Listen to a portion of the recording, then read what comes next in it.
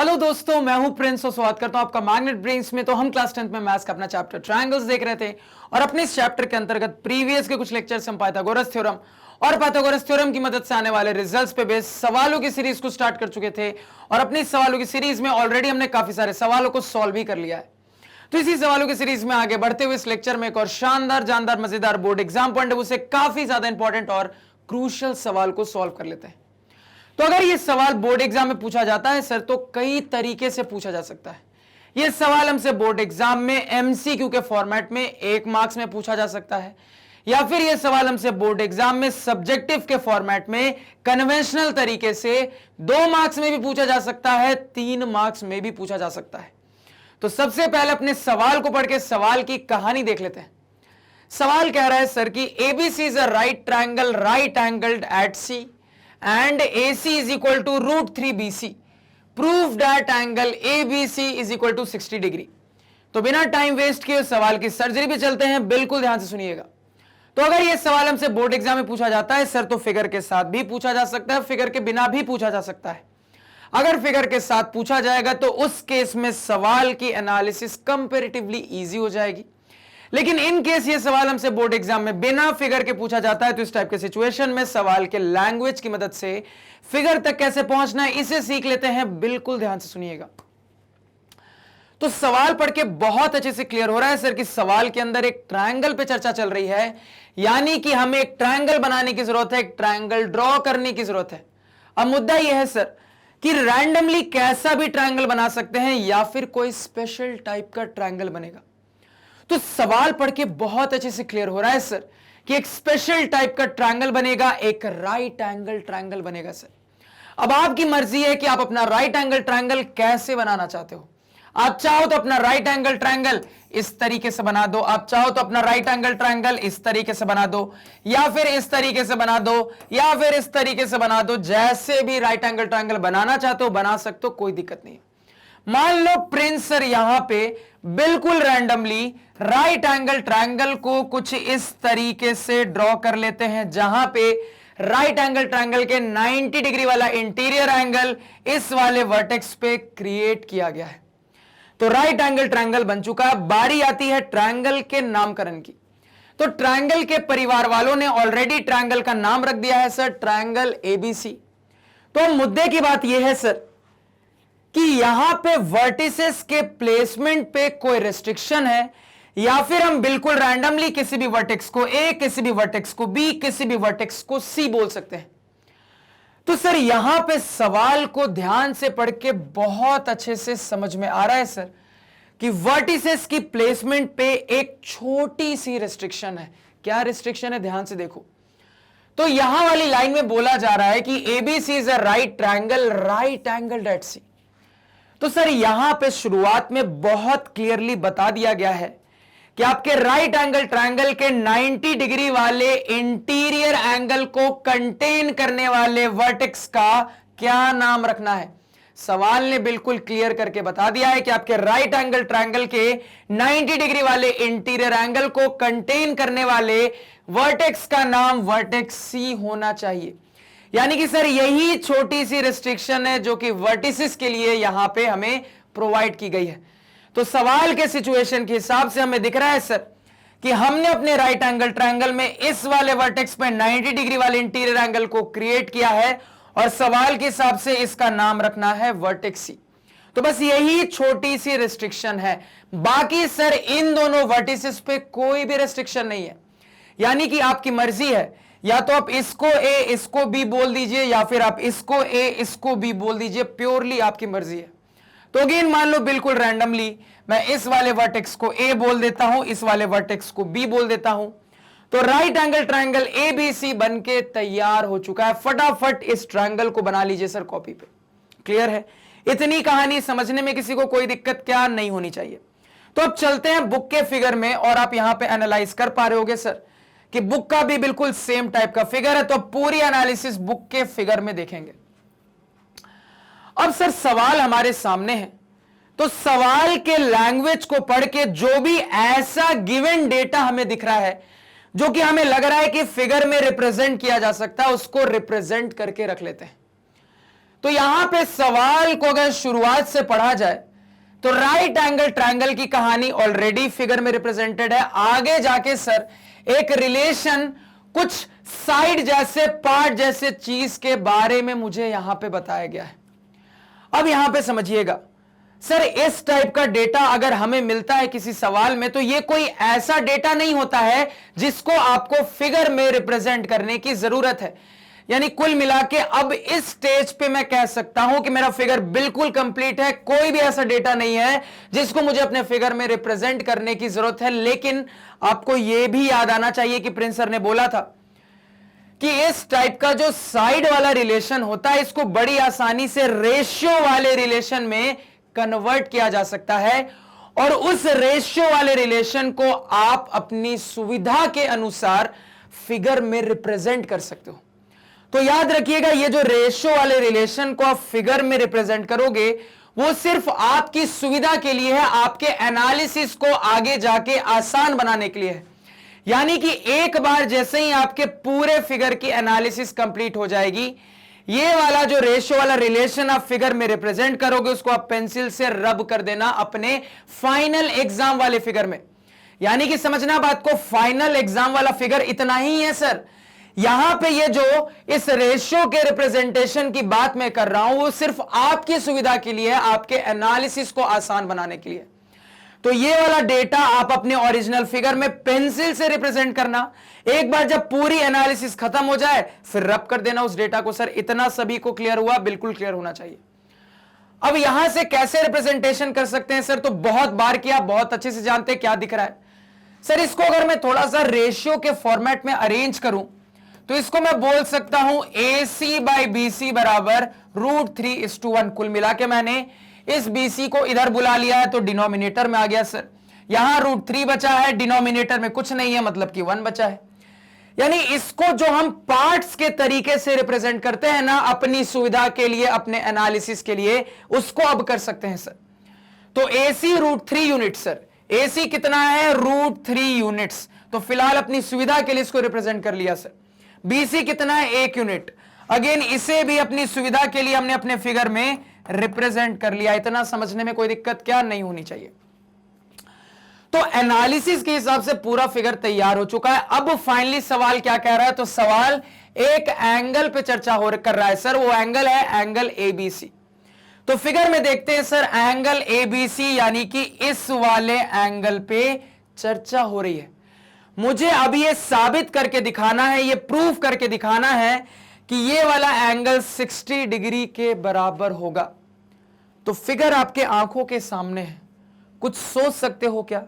कुछ दिमाग लगा सकते हो क्या? तो दिमाग आपको लगाना चाहिए। अब देखो सर, यहां पे अगर मैं सब्जेक्टिव अप्रोच के हिसाब से बात करूं ना तो इस सवाल को 2 तरीके से सॉल्व किया जा सकता है। सबसे पहला तरीका जो मैं आपको बताऊंगा बहुत आसान तरीका है। यह तरीका आपको बुक में नहीं मिलेगा, बहुत आसान तरीका है और बिल्कुल झटपट तरीके से कुछ ही स्टेप्स में 3 से 4 स्टेप में आपको आंसर निकाल के दे देगा ये वाला मेथड। अब इस वाले मेथड पे कैसे सोचना है बिल्कुल ध्यान से सुनना। तो कुल मिला के सवाल मेरे सामने है, सवाल का फिगर मेरे सामने है, सवाल का पूरा गिवन डेटा मेरे सामने है, सवाल में जिस चीज की वैल्यू पता करनी है वो भी मुझे यहां पे बहुत क्लियरली ऑब्जर्व हो रहा है। तो यहां पे मुझे बहुत अच्छे से दिख रहा है सर कि एक राइट एंगल ट्रायंगल पे चर्चा चल रही है, जहां पे मुझे अपने राइट एंगल ट्रायंगल के एक्यूट एंगल्स में से एक एक्यूट एंगल की वैल्यू पता करनी है, जहां पे मुझे अपने गिवन राइट एंगल ट्रायंगल के 3 साइड्स में से 2 साइड्स के बारे में जानकारी है, 2 साइड्स के लेंथ के बारे में जानकारी है। मुझे यहां पे दिख रहा है सर कि मेरे राइट एंगल ट्रायंगल के एक्यूट एंगल्स में से एक एक्यूट एंगल की वैल्यू पता करनी है, जहां पे मेरे इसी ओरिजिनल राइट एंगल ट्रायंगल के 3 साइड्स में से 2 साइड्स के लेंथ के बारे में जानकारी है। क्या दिमाग में हिट कर रहा है? फटाफट सोचो, क्या ये सुनते ही आपके दिमाग में हिट कर रहा है? तो कहोगे सर ये सुनते ही मेरे दिमाग में हिट कर रहा है कि मैं यहां पे बिल्कुल सिंपल तरीके से ट्रिग्नोमेट्री का रास्ता ले सकता हूं, टी रेशियो का रास्ता ले सकता हूं, क्योंकि हमने अपने ट्रिग्नोमेट्री के कंसेप्ट में, टी रेशियो के कंसेप्ट में यह बहुत अच्छे से सीखा है कि अगर एक राइट एंगल ट्रायंगल में किसी एक्यूट एंगल के बारे में पता करना होता है जहां पे मुझे अपने राइट एंगल ट्रायंगल के 3 साइड में से किसी भी 2 साइड की कहानी गिवन है, तो टी रेशियोज की मदद से बड़ी आसानी से पता कर सकते हैं। क्या हमने नहीं सीखा है? बिल्कुल सीखा है, और अपने फिगर को ऑब्जर्व करके हमें यह बहुत अच्छे से दिख भी रहा है। सर मुझे दिख रहा है मेरे राइट एंगल ट्रायंगल के 3 साइड में से 2 साइड की कहानी गिवन है, और मुझे अपने राइट एंगल ट्रायंगल के 2 एक्यूट एंगल में से 1 एक्यूट एंगल की वैल्यू पता करनी है। सीधे दिमाग में हिट कर रहा है, बड़ी आसानी से हिट कर रहा है। सर टी रेशियो का कंसेप्ट यहां पे अप्लाई कर देंगे, आसानी से काम हो जाएगा। अब ये मत बोलना सर ट्रिग्नोमेट्री नहीं पढ़ा है, क्योंकि मैंने आप लोगों को रिवीजन लेक्चर्स में बहुत अच्छे से ट्रिग्नोमेट्री के बारे में सिखाया है, और मैंने जो हाइट एंड डिस्टेंस का शुरुआत का 4 कंसेप्ट का लेक्चर दिया है, वहां पे बहुत अच्छे से ट्रिग्नोमेट्री की भी बहुत सारी कहानी रिवाइज करवाई है। और मैंने आपको यह बात बताई भी थी कि ट्रिग्नोमेट्री के लिए आप एक और चीज फिलहाल के लिए कर सकते हो, जब तक मैं ट्रिग्नोमेट्री नहीं पढ़ाता हूं डिटेल में, कि हाइट एंड डिस्टेंस के शुरुआत के जो कंसेप्ट के लेक्चर्स हैं उनको देख लीजिए, तो ट्रिग्नोमेट्री के बहुत सारे बेसिक्स आपके क्लियर हो जाएंगे। तो वहां पे भी मैंने ये कहानी आपको सिखाई है, समझाई है। सर क्लियर हो गया? तो ट्रिग्नोमेट्री के रिवीजन लेक्चर्स और हाइट एंड डिस्टेंस के जो शुरुआत के 3-4 कंसेप्ट के लेक्चर है, उनको जरूर से देखें, आप लोगों के लिए बहुत हेल्पफुल होने वाले हैं। सर क्लियर हो गया? मुद्दे पे लौटते हैं।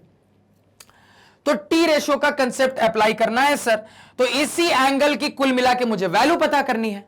इस एंगल को 60 डिग्री साबित करना है, यानी कि इसी बात को मैं ऐसा कह सकता हूं कि मुझे इस वाले एंगल बी की वैल्यू पता करनी है सर, तो इसको थोड़ी देर के लिए मैंने थीटा मान लिया। अब समझिएगा, तो याद करिए मैंने आपको बहुत अच्छे से सिखाया है कि एक राइट एंगल ट्रायंगल में जिस भी एक्यूट एंगल को आप कंसीडर करते हो, उसके सामने वाली जो अपोजिट साइड होती है वो परपेंडिकुलर की तरह बिहेव करती है। ये तो सबसे बड़ी वाली साइड है सर, ये तो हाइपोटेनियस होगी, जो बच गया वो बेस की तरह काम करता है। तो आपके दिमाग में ये चल रहा है कि टी रेशियो अप्लाई कर देंगे तो काम हो जाएगा। मुद्दा यह है सर कि टी रेशियो तो 6 होते हैं, यहां पे कौन सा टी रेशियो अप्लाई किया जाए, कैसे डिसाइड करेंगे? तो ये कहानी मैंने आपको सिखाई है कि टी रेशियो कैसे डिसाइड करते हैं। यहां पे अगर हम अपने ट्रायंगल के साइड वाले गिवन डेटा को ऑब्जर्व करें, तो मुझे दिख रहा है सर परपेंडिकुलर के बारे में जानकारी है, बेस के बारे में जानकारी है। तो कौन सा टी रेशियो होता है जो कि परपेंडिकुलर और बेस के कॉम्बिनेशन पे बात करता है? तुरंत कह दोगे सर कि परपेंडिकुलर और बेस पे बात करने वाले 2 टी रेशियो होते हैं सर, tan और cot। ये हम बहुत अच्छे से जानते हैं। अगेन मैंने आपको सिखाया है, जब नॉर्मल वाले से काम चल रहा हो तो रेसिप्रोकल पे जाने की कोई जरूरत नहीं है। कुल मिला के अब दोनों में से कोई सा भी यहां पे अप्लाई कर दोगे, आपका आंसर आ जाएगा, आपका काम हो जाएगा बड़ी आसानी से।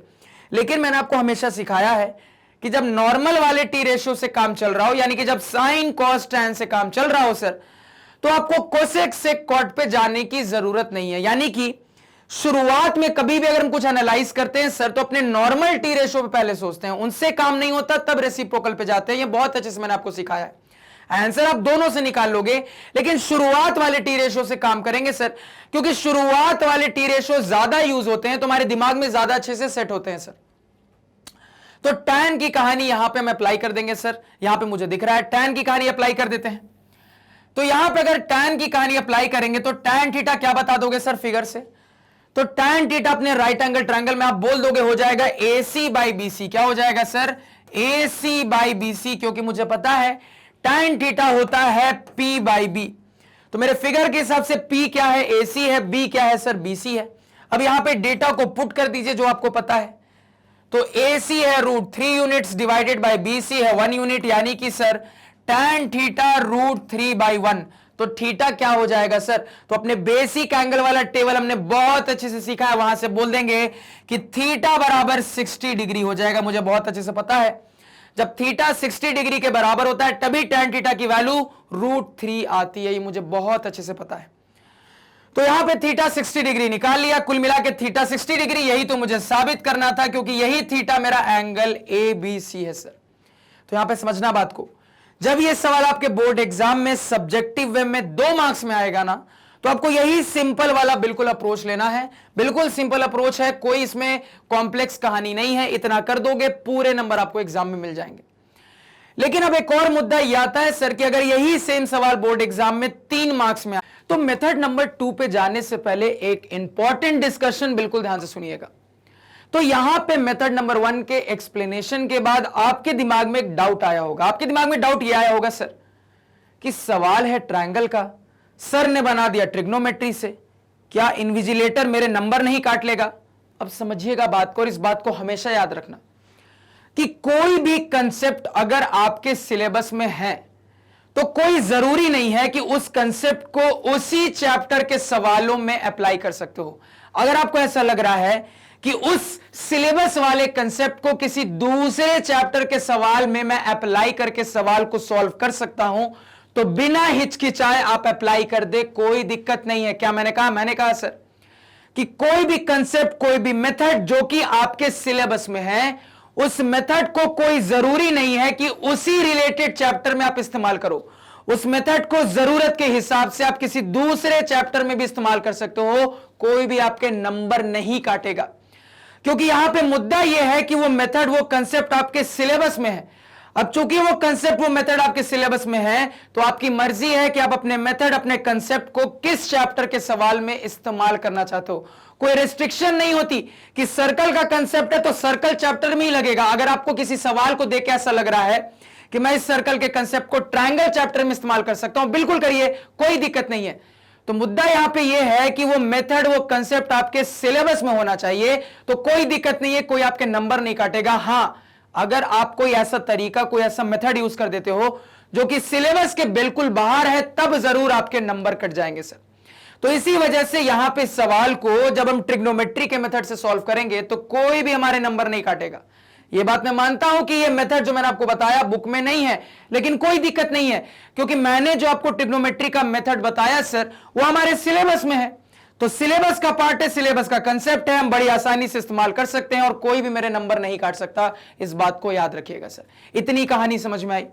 अब इतनी कहानी समझ में आई तो एक और बात को हमेशा याद रखिएगा सर। मैंने आपको पहले भी यह बात बताई थी कि जो मेरा ट्रायंगल चैप्टर होता है और ट्रिग्नोमेट्री और हाइट एंड डिस्टेंस जो चैप्टर होते हैं ना, ये बिल्कुल कनेक्टेड चैप्टर है। क्यों कनेक्टेड चैप्टर है? कनेक्टेड चैप्टर इसलिए है सर कि ट्रायंगल चैप्टर के अंदर ही हम स्पेशली राइट एंगल ट्रायंगल के बारे में पढ़ते हैं, और राइट एंगल ट्रायंगल की स्टडी एक तरीके से ट्रिग्नोमेट्री कह लो या हाइट एंड डिस्टेंस कह लो। क्या मैंने कहा? मैंने कहा सर ट्रायंगल चैप्टर के अंदर ही हम राइट एंगल ट्रायंगल के बारे में पढ़ते हैं, और राइट एंगल ट्रायंगल के लिए ही जो स्पेसिफिक स्टडी होती है सर, वो ट्रिग्नोमेट्री होती है, या फिर कह लो हाइट एंड डिस्टेंस होती है।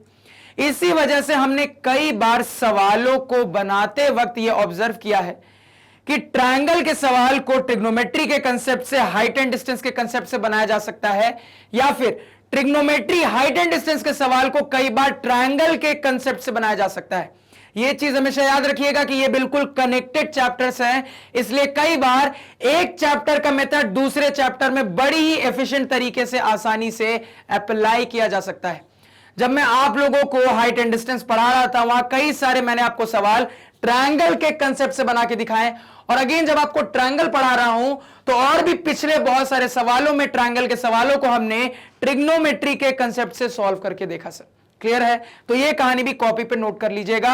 अब मेथड नंबर 2 पे चलते हैं, तो ध्यान से सुनिएगा कि मेथड नंबर 2 के लिए कैसे दिमाग लगाना है। तो कुल मिला के ये क्लियर है कि हमारा जो सवाल है सर, वो ट्रायंगल का सवाल है। अब देखो, ट्रायंगल में हमने इतना कुछ पढ़ा है, नियरली एंड ही होने वाला है, 2 से 3 दिन में ट्रायंगल खत्म हो जाएगा सर।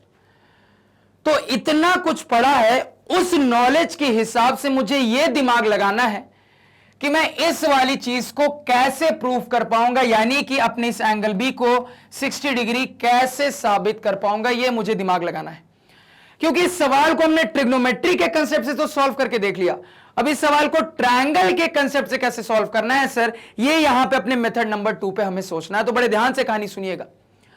तो इतना सारा जो कुछ हमने ट्रायंगल में पढ़ा है, तो हमने एक बात नोटिस की है सर। नोटिस हमने ये किया है कि 95% जो ट्रायंगल चैप्टर में हमने कंसेप्ट पढ़े हैं सर, वो कंसेप्ट राउंड अबाउट ट्रायंगल के साइड को इन्वॉल्व करते हैं। सही बात है सर। हम यहां पे ये बोल रहे हैं कि हमने ट्रायंगल चैप्टर में जो इतना कुछ पढ़ा है, उतने सारे नॉलेज में हमने यही ऑब्जर्व किया है कि जो 95% कंसेप्ट है ना, वो सीधे सीधे मेरे ट्रायंगल के पार्ट से, ट्रायंगल के साइड से रिलेटेड बात करते हैं। ट्रायंगल के एंगल से रिलेटेड स्पेसिफिकली बात करने वाले बहुत ही ज्यादा कम कंसेप्ट हमने देखे हैं। जो ज्यादातर कंसेप्ट हमने पूरे ट्रायंगल चैप्टर में अभी तक पढ़े हैं वो ट्रायंगल के साइड से ही रिलेटेड रहे हैं। सही बात है कि नहीं है? बिल्कुल सही बात है सर। अब यहां पे जो कहानी है वो कहानी क्या है सर? एंगल वाली कहानी है।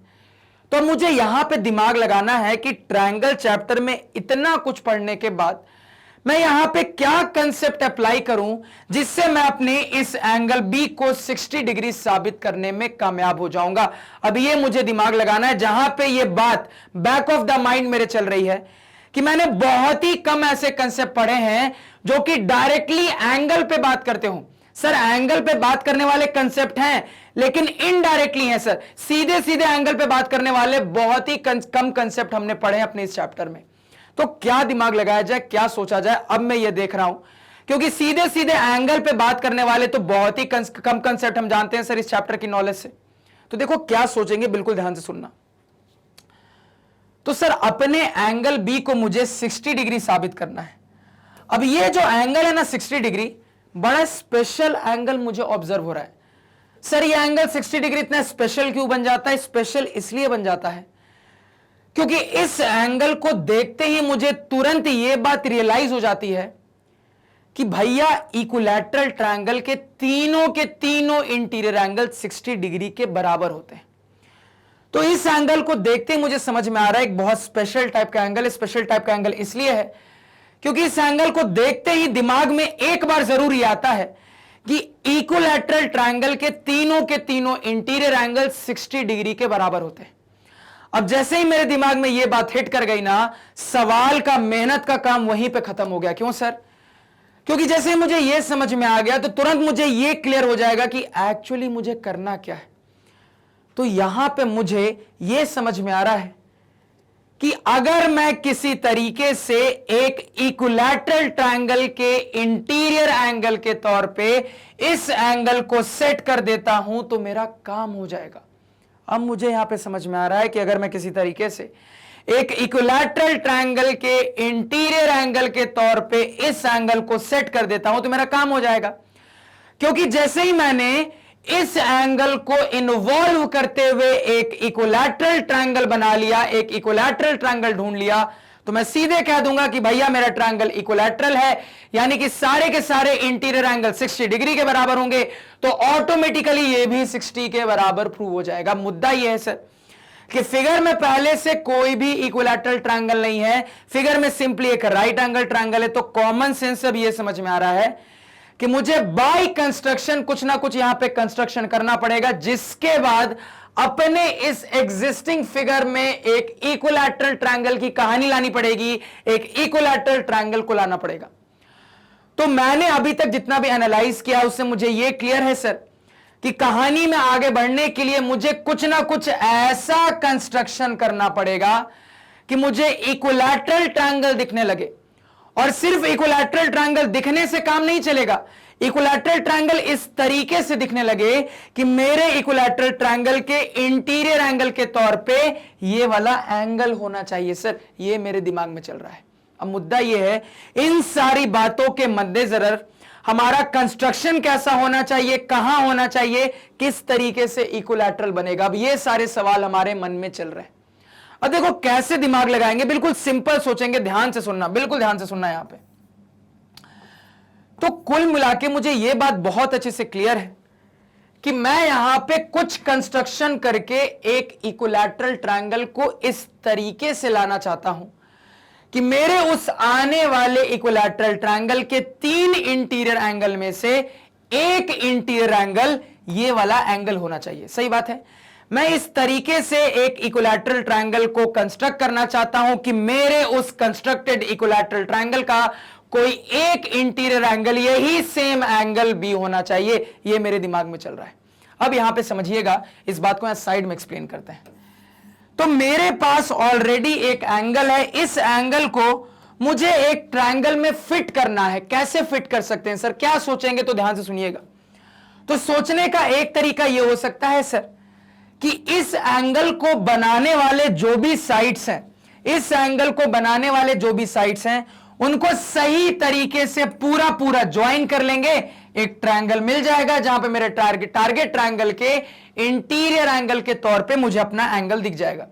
यानी कि अगर मुझे सिंपली एक एंगल को एक ट्रायंगल के अंदर इस तरीके से फिट करना है कि वो मेरे ट्रायंगल का इंटीरियर एंगल बन जाए सर, तो उस एंगल को बनाने वाले जो भी साइड्स हैं, जो भी पार्ट्स हैं, उनको कंस्ट्रक्ट करते हुए एक साथ ज्वाइन करते हुए एक ट्रायंगल बना ले। एक ये रास्ता हो सकता है सर। एक और दूसरा रास्ता यह हो सकता है कि इस ओरिजिनल एंगल को बनाने वाले जो भी साइड्स हैं उनका एक हिस्सा कंसीडर कर लेते हैं, उन हिस्सों को ज्वाइन कर लेंगे तो भी हमारा काम हो सकता है सर। यानी इस तरीके से भी हमने एक ट्रायंगल को इस तरीके से ढूंढ लिया कि मेरे ट्रायंगल के इंटीरियर एंगल के तौर पे इसी एंगल का इस्तेमाल हो रहा है। यानी कि अगर एक एग्जिस्टिंग ऑलरेडी अवेलेबल एंगल को एक ट्रायंगल के अंदर इंटीरियर एंगल के तौर पे फिट करना है तो यह रास्ता मुझे समझ में आता है। अब यही रास्ते का दिमाग यहां पे लगाता हूं सर।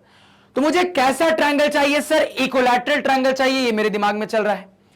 अब ये जो मेरा टारगेट एंगल जिसे मुझे फिट करना है अपने इक्विलैटरल ट्रायंगल के अंदर सर, इसको बनाने वाला ये साइड है सर और ये वाला साइड है।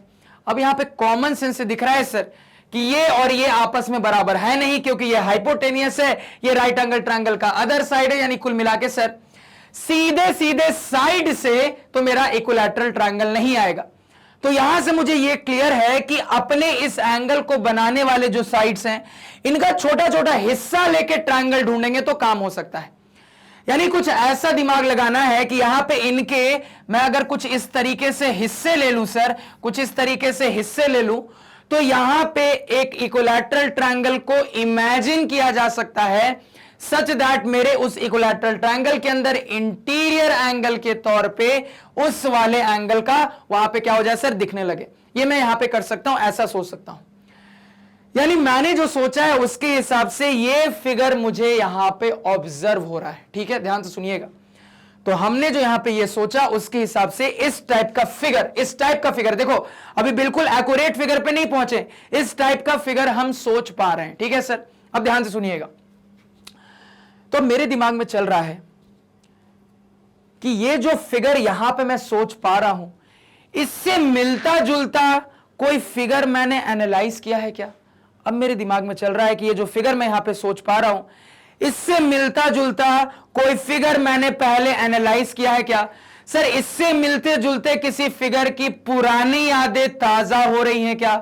तो कहोगे सर इससे मिलते जुलते दो फिगर की पुरानी यादें ताजा होती है। एक हमने क्लास 10th में रिसेंटली पढ़ा है और एक 9th में पढ़ा था।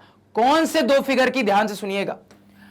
तो हम अपने जिस कंस्ट्रक्शन के नतीजे पे पहुंचे उसके हिसाब से जो एक फिगर मुझे ध्यान में आता है सर, जो कि हमने क्लास 10th में पढ़ा है, वो कुछ इस प्रकार है। कैसा है सर?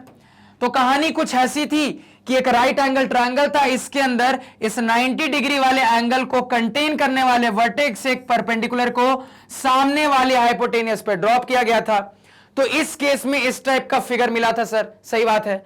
और अगर 9th पे चले सर, थोड़ा सा और पीछे जाए टाइम में, तो 9th में देखो हमने क्या पढ़ा था। 9th में हमने ये देखा था सर कि अगर एक राइट एंगल ट्रायंगल के हाइपोटेनियस के मिड पॉइंट को आप खोज लेते हो, अगर आप एक राइट एंगल ट्रायंगल के हाइपोटेनियस के मिड पॉइंट को खोज लेते हो, तो प्रॉपर्टी कहती है, क्या कहती है? ध्यान से सुनिए।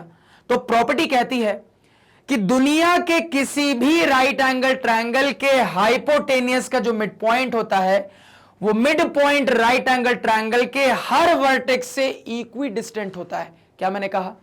तो 9th में जो हमने प्रॉपर्टी पढ़ी थी वो कहती है सर कि दुनिया के किसी भी राइट एंगल ट्रायंगल के हाइपोटेनियस का जो मिड पॉइंट होगा वो मेरे ओरिजिनल राइट एंगल ट्रायंगल के हर वर्टेक्स से इक्वल लेंथ पे होगा, इक्वी डिस्टेंट होगा। इसका मतलब क्या? इसका मतलब ये है कि दुनिया के किसी भी राइट एंगल ट्रायंगल के हाइपोटेनियस का अगर मैंने मिड पॉइंट खोज लिया, तो समझिएगा अगर ये हाइपोटेनियस का मिड पॉइंट है यानी कि ये वाला पार्ट इस वाले पार्ट के बराबर है, तो हमारे थ्योरम, हमारी प्रॉपर्टी कहती है सर कि वो जो मिड पॉइंट होगा ना, वो मेरे राइट एंगल ट्रायंगल के हर वर्टेक्स से इक्वल दूरी पे होगा, इक्वी डिस्टेंट होगा। यानी कि सर ये वाली लेंथ और अगर मैं इसको ज्वाइन कर लूं तो ये वाली लेंथ बराबर होगी। यही मतलब होता है इक्वी डिस्टेंट का। तो ये कहानी हमने 9th में पढ़ी थी, जो कि एक बहुत तगड़ी, बहुत इंपॉर्टेंट राइट एंगल ट्रायंगल वाली प्रॉपर्टी है। ठीक है सर? तो हम जिस कंस्ट्रक्शन के नतीजे पे पहुंचे थे उसके हिसाब से सर इससे मिलता जुलता यह फिगर मुझे दिमाग में आता है, ठीक है। अब मुद्दा यह है सर कि इनमें से क्या यहां पे किया जाए जिससे मेरा काम होगा। तो रिक्वायरमेंट याद रखना, रिक्वायरमेंट मेरी क्या है सर, रिक्वायरमेंट है इक्विलैटरल ट्रायंगल मिलना चाहिए। अब ध्यान से बिल्कुल मेरी बात को सुनना सर, ये जो क्लास 10th में हमने कहानी पढ़ी है, इस कहानी के हिसाब से ट्रायंगल तो मुझे दिख जा रहा है सर, क्योंकि ये जो ट्रायंगल है इस ट्रायंगल में मेरा ये वाला एंगल इंटीरियर एंगल के तौर पे सेलेक्ट हो जा रहा है सर। तो यहां पे काम तो हो जा रहा है, लेकिन प्रॉब्लम ये है सर कि ये जो ट्रायंगल मुझे इस केस में मिल रहा है ये एक राइट एंगल ट्रायंगल है, और राइट एंगल ट्रायंगल कभी भी इक्विलैटरल नहीं हो सकता, यानी यहां से पूरा काम नहीं हो पाएगा। लेकिन यहीं पे अगर मैं अपने नीचे वाले फिगर पे चले जाऊं सर, तो अगेन यहां पे भी मुझे इस तरीके से एक टारगेट ट्रायंगल मिल रहा है, जहां पे अपने टारगेट ट्रायंगल के इंटीरियर एंगल के तौर पे ये वाला एंगल सेट हो जा रहा है सर बकायदा। अब यहां पे समझिएगा बात को, चूंकि इक्विडिस्टेंट की कहानी है तो पहले से मुझे अपने प्रॉपर्टी से पता है सर कि ये लेंथ और ये लेंथ, ये तीनों लेंथ आपस में बराबर होगी। तो अपने इस ट्रायंगल में ऑलरेडी ये लेंथ बराबर दिख रही है, तो यहां से मेरी उम्मीद बढ़ गई है, यानी कि जरूर इसी वाले फिगर का इस्तेमाल करना होगा, यानी कि कंस्ट्रक्शन क्या करना है ये समझ में आ चुका है।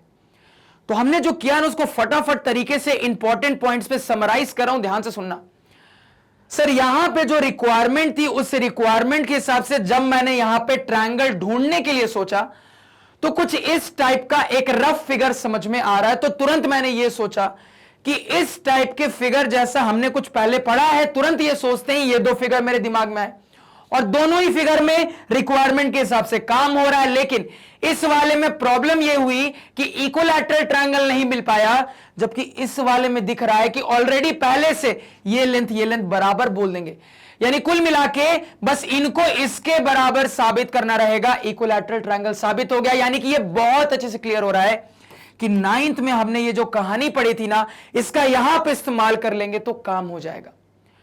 तो अब ये रियलाइज हो चुका है कि मुझे कंस्ट्रक्शन क्या करना है, कंस्ट्रक्शन कैसे करना है। तो क्या कंस्ट्रक्शन करना है फटाफट यहां पे आप लोग बताइए।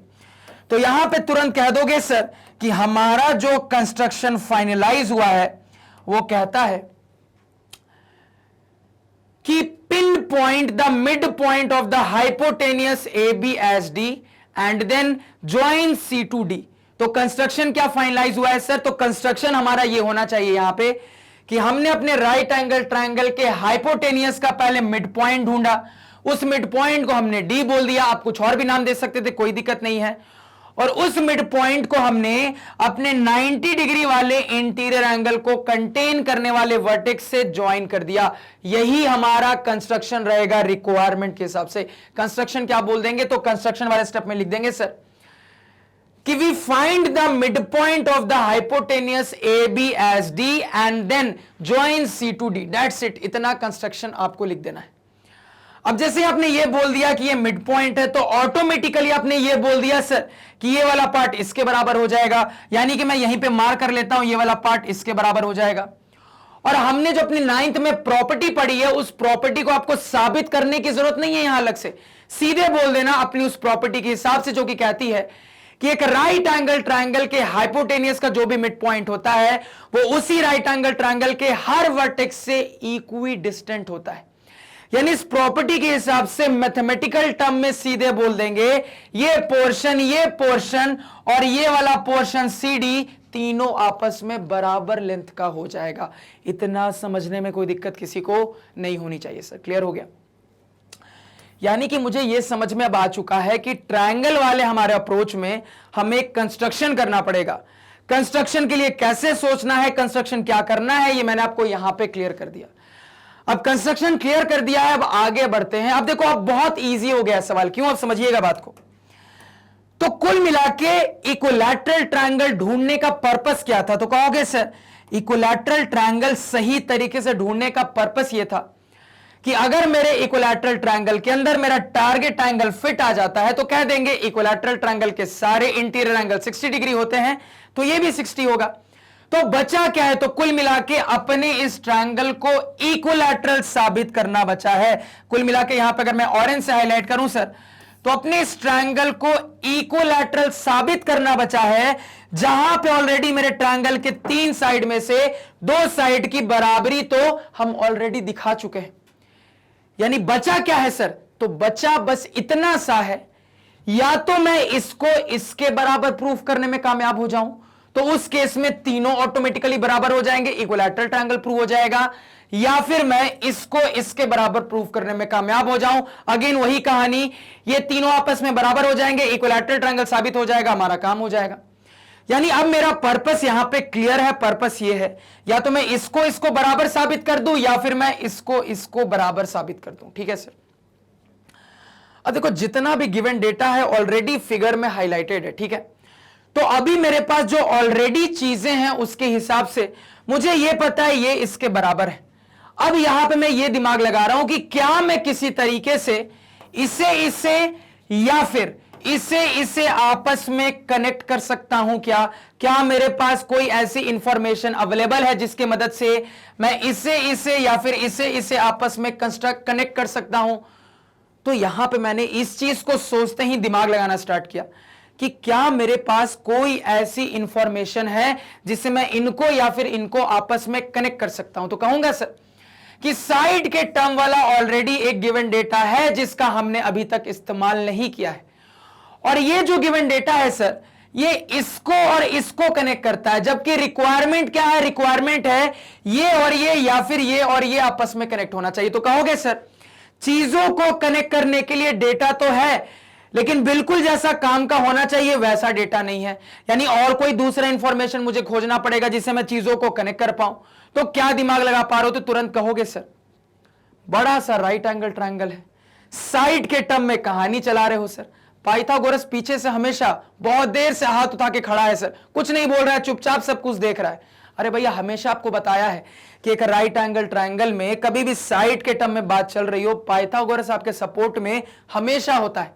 अब तुरंत मेरा दिमाग चल रहा है कि पाइथागोरस राइट एंगल ट्रायंगल में अप्लाई कर देंगे तो ये और ये तीनों आपस में कनेक्ट हो जाएगा, और मेरे पास ये जो डेटा है, इस डेटा के हिसाब से सर, इस डेटा के हिसाब से ये और ये आपस में कनेक्टेड है। तो यानी कि मुझे समझ में आ रहा है कि मेरे पास ये जो 2 गिवन इंफॉर्मेशन है, इसकी मदद से मैं कुछ ना कुछ दिमाग लगा के इसे आपस में बड़ी आसानी से कनेक्ट कर सकता हूं। ये मुझे बहुत क्लियरली समझ में आ रहा है सर। अब जो चीज समझ में आ गई है यहां पे अप्लाई कर देते हैं, तो ध्यान से सुनिएगा। तो अपने सारे रिजल्ट लिख लेते हैं जो कि काम के हैं, कि ये वाला रिजल्ट है सर, ये इस्तेमाल होने वाला है, मुझे समझ में आ गया, AC बराबर √3BC, और एक पाइथागोरस का रिजल्ट है उसको भी लिख लेते हैं। तो फिगर के हिसाब से पाइथागोरस लगाएंगे तो बोल देंगे सर AB स्क्वायर बराबर क्या हो जाएगा? तो AC square plus BC square हो जाएगा। ये समझने में किसी को कोई दिक्कत, कोई दुविधा, कोई परेशानी क्या नहीं होनी चाहिए। तो मुझे समझ में आ चुका था सर कि जो मुझे चाहिए उसके हिसाब से यही रिजल्ट्स की मदद से मुझे उस चीज को ढूंढना पड़ेगा। तो यहां पे सीधे सीधे मेरा दिमाग लग रहा है, मुझे यहां पे क्लियरली दिख रहा है कि AC को BC के टर्म में मैं ऐसा रिप्लेस कर सकता हूं। तो अगर ये रिप्लेसमेंट में मैं पाइथागोरस वाले रिजल्ट में कर दूंगा, तो अब उसके बाद 3 से 2 चीजों पे पहुंच जाएंगे। समझिएगा बात को, जैसे ही आप AC को BC से यहां पे रिप्लेस कर दोगे, तो अब आपके पास इधर की पूरी कहानी BC में है, इधर की पूरी कहानी AB में है, इधर की पूरी कहानी BC में है, इधर की पूरी कहानी AB में है, जहां पे पता है इसी AB का एक हिस्सा ये है, यानी क्लियरली समझ में आ रहा है कि ये पोर्शन इससे कोरिलेट हो जाएगा। सर अप्लाई कर दीजिए। तो ये रिप्लेसमेंट करेंगे तो बोल देंगे AB स्क्वायर बराबर AC के बदले इसको सब्स्टिट्यूट कर देंगे सर, तो यहां पे √3BC का होल स्क्वायर प्लस यहां पे आगे क्या हो जाएगा सर? BC स्क्वायर हो जाएगा। यहां पे फर्दर √3BC का स्क्वायर हो जाएगा सर 3BC स्क्वायर प्लस यहां पे BC स्क्वायर, तो 3BC square plus BC square 4BC square, इस तरफ क्या है? AB स्क्वायर, तो AB स्क्वायर बराबर 4BC स्क्वायर हो जाएगा सर। अब इस टाइप के सिचुएशन से सॉल्यूशन निकालना बहुत आसानी से जानते हैं सर, तो पूरा सॉल्यूशन का प्रोसेस नहीं बताऊंगा, डायरेक्टली यहां से अब मैं बोल सकता हूं AB बराबर 2BC। इस स्टेप में किसी को कोई दिक्कत क्या नहीं होनी चाहिए। कैसे सर ने डायरेक्टली यहां से यहां लिखा, मैंने कई बार आपको सिखाया है, बस उसी को अप्लाई करके ये चीज लिख दी सर। क्लियर हो गया? तो AB बराबर 2BC। अब समझिएगा बात को, सर मुझे ए बी नहीं चाहिए, मुझे ए बी का ये हिस्सा चाहिए जो कि यहां कोरिलेट होना चाहिए। तो क्या आप ए बी को बी डी के टर्म में सब्स्टिट्यूट नहीं कर सकते? बिल्कुल, क्योंकि आपको पता है सर कि ए बी के बदले ट्वाइस ऑफ बी डी आप लिख सकते हो, क्योंकि इसी का दुगना तो ए बी बना देगा। तो रिक्वायरमेंट के हिसाब से काम करने पे समझ में आ रहा है सर कि अगर मैं ए बी के बदले यहां पे ट्वाइस ऑफ बी डी लिख दूं तो काम हो जाएगा। तो ट्वाइस ऑफ बी डी बराबर ट्वाइस ऑफ बी सी हो जाएगा। 2 से 2 गया, मेरे पास आ गया बी डी बराबर बी सी। जो करना चाह रहे थे वो हो गया सर। अब फाइनली मैंने BD और BC को बराबर प्रूफ कर दिया है, यानी कि सर ये तीनों के तीनों ट्रायंगल के साइड मैंने बराबर प्रूफ कर दिए हैं, यानी कि अपने ट्रायंगल को इक्विलैटरल ट्रायंगल प्रूफ कर दिया। यानी कि अब मैं कह सकता हूं कि मेरे ट्रायंगल का ये तीनों का तीनों इंटीरियर एंगल 60 डिग्री के बराबर होगा। यानी कुल मिला के ये जो मुझे प्रूफ करना था कि एंगल ABC 60 डिग्री के बराबर होगा, ये हमने बिल्कुल सक्सेसफुली यहां पे प्रूफ कर दिया है सर। फटाफट चीजों को नोट डाउन करें। अब याद करो लेक्चर के शुरुआत में तुमको मैंने क्या बोला था कि मेथड 1 बहुत आसान है, बिल्कुल फुद्दू मेथड है, आप उसी से काम करना। देखो अगर ये सवाल 2 नंबर में आया ना तो आप उसी मेथड से काम करना। अब ये जो 3 नंबर वाला मेथड है ना, थोड़ा सा कॉम्प्लेक्स मेथड है। उसके बाद भी मैंने आपको बहुत अच्छे से कहानी की तरह समझाने की कोशिश की है कि अगर आपने पूरी कहानी को शुरू से आखिरी तक सुना है तो कैसे कैसे सोचते हुए प्रोसीड करना आपको बहुत अच्छे से समझ में आ गया होगा सर। यही चीज अगर कोई दूसरा टीचर बताएगा तो क्लियर नहीं हो पाएगा, लेकिन मैंने कोशिश की है कि बिल्कुल एक कहानी की तरह यहां पे चीजों को आपको सेट करके यहां पे समझा पाऊं। तो मैं उम्मीद करूंगा कि ये दूसरे मेथड की कहानी क्लियर हुई होगी। तो अगर ये सवाल 3 नंबर में आता है तो इसी मेथड से बनाना, क्योंकि पहले वाले से बनाओगे ना तो एग्जामिनर नंबर काट सकता है सर। फटाफट इसको नोट डाउन करो। तो ये तो हमने फुल एंड फाइनल तरीके से पूरा का पूरा सब्जेक्टिव अप्रोच यहां पे डिस्कस किया। अब चलते हैं ऑब्जेक्टिव अप्रोच पे, एमसीक्यू अप्रोच पे। और अगर यही सेम सवाल एमसीक्यू के फॉर्मेट में पूछा जाता है ना तो कितने तरीके से पूछा जा सकता है आपको यहां पे दिखाऊंगा, ध्यान से देखते जाइएगा सर। सबसे पहले ये रहा सवाल हमारा, सवाल पढ़िए। सवाल कह रहा है सर कि ABC is a right triangle, right angled at C and AC is equal to √3 BC, which of the following is true? Angle A 60 degree, angle B 60 degree, angle B 30 degree, angle B 45 degree। Sir same ही सवाल है, बस इसी सवाल को मैंने इस तरीके से MCQ के फॉर्मेट में पूछ लिया। तो ऐसे सवाल आपको पूछा जा सकता है सर। डायग्राम आपको दे भी सकता है, नहीं भी दे सकता है, सवाल देने वाले के मन पे है। मान लो थोड़ी देर के लिए मैंने डायग्राम दे दिया, तो ऐसी कुछ कहानी है। अब इस कहानी में आपको क्या बोला जा रहा है, तो आपको ये रिलेशन गिवन है, अब आपको बताना इनमें से क्या सही होगा। तो आपने देखा सर कि जो ट्रिग्नोमेट्री वाला मेथड है वो बहुत आसान मेथड है, मतलब 30 सेकंड के अंदर अंदर ट्रिग्नोमेट्री वाला मेथड अप्लाई कर दोगे, इसका आंसर निकल के आ जाएगा। 1 मिनट में सवाल सॉल्व हो गया सर।